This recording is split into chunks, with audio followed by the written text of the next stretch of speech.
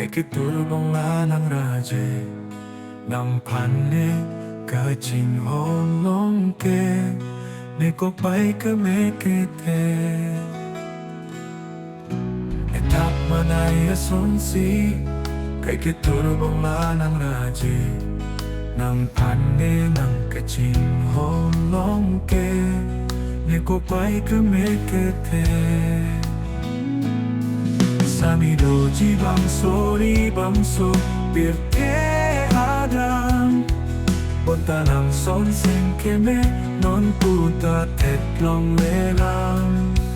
Lasi seng menang kehan Modali met kumri Sami dali met kumri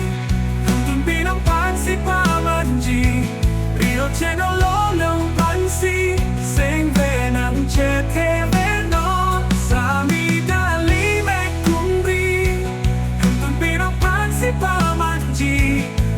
Cheno lo ng pansi Seng venang chete veno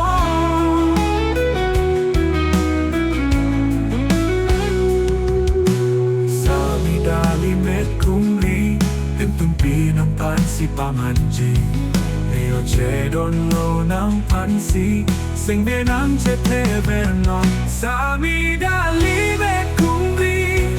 Timtumpi ng pansi pamanji Rio cheno lolong pansi Seng venang chete venon Sami dali met kumri Tuntun pinang pansi pamanji Rio cheno lolong pansi Seng venang chete venon